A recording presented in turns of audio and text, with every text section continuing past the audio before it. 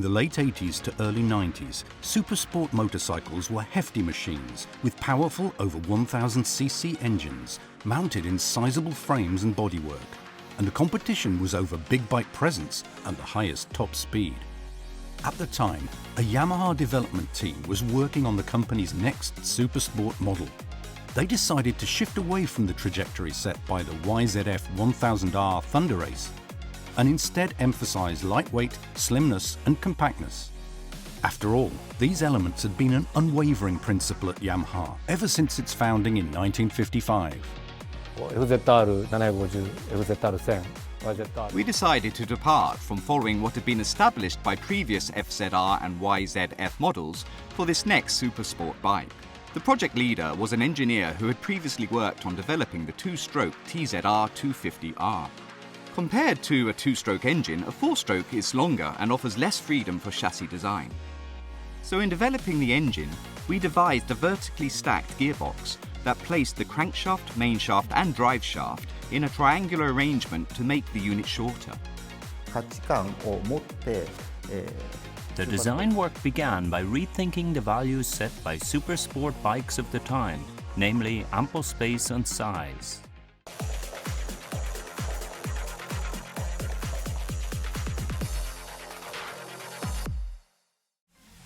Riding excitement was the value the first YZF R1 brought to motorcycling, and this has evolved with each major model update, from 2004 and 2009 to 2015 and 2020.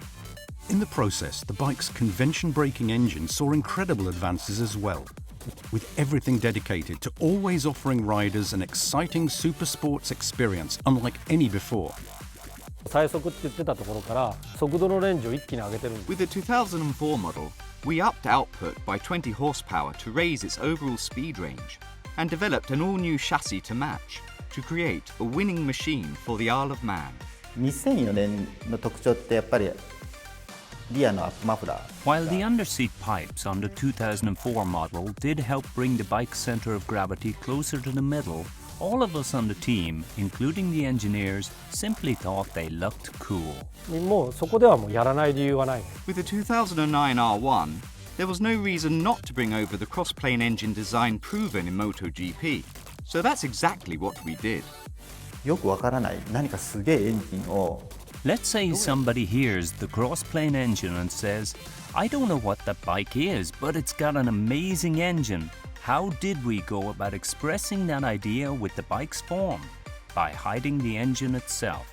For the 2015 R1, the focus shifted to the main battleground of supersport bikes, the circuit, and the design concept for it was the Speed Racer.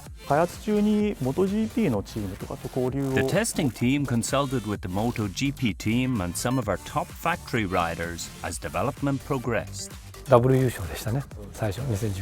In the bike's 2015 debut year, we took the win at the Suzuka 8 Hours in both the EWC and Superstock classes. The mindsets of our designers changed, and the YZR M1 was incredibly influential on our work, something we had never done before.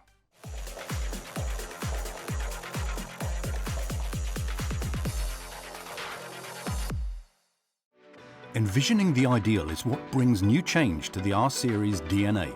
The YZF R6 was originally created in near rivalry with the first YZF R1. The R6 was developed to inherit the R1's DNA, but also to provide a sharper, wilder kind of ride. For every R-Series bike, whether it's in this displacement class or for that market, the engineering teams always build excitement into each. Having RDNA doesn't necessarily mean adhering to rules. RDNA is about seeking to make the ride, cornering and braking as fun and as exciting as we can for riders. With design, RDNA is something understood more implicitly than explained or defined with words. The only clear-cut characteristic of our DNA is having twin-eye headlights or position lights. There's very little that is passed on as is in terms of proportions or forms. For example, we don't ensure the tank shape is the same for every R-series model. The smaller entries in the R series, from the R125 to the R3, were all updated to more closely resemble the flagship YZF R1. At the same time, a new addition to the family came with the R7, and this bike illustrates the strong links between models in the series. どういうふうに大きく見せるかっていったところがちょっと To give the R15 a big bike look and feel, we purposefully decided to place the position lights lower and on the edges of the front face. 要所要所で確認を設ける。In developing the key aspects of each bike, we set up meetings to consult with the test riders behind the R1 and include their input while fine-tuning the ride. で特に R1 が先鋭化するのはいいんですけ The ど R1 and R6 were incredibly purpose-built for the track, so the R7 was created as a supersport that just about anyone could experience that R-series excitement with. 黒いコースがサーキットみたいなコースになってます。 Fukuroi Test Course has the layout of a racetrack, so the goal while polishing the R7 was to make riding each lap as fun as possible. キーワードをスキニープロポーションっていうキーワード Skinny proportions for perfect control was the design concept for the R7, and since it's a parallel twin, we tried to make it a really tight and compact package.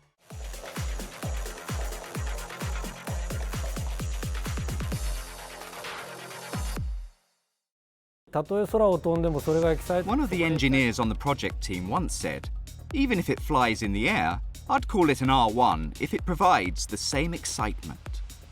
Even if we're to use electric motors, we will still deliver that R-series feel and flavour and ensure they have the same excellent performance when riding, cornering and braking. While their engine types and sizes vary greatly, every machine in the R series is unquestionably part of one family. While the physical methods used for creating and delivering the series' signature excitement may evolve, the R DNA that flows throughout the entire range will remain. And as long as people continue to ride vehicles, Yamaha will keep the R series and its legacy alive.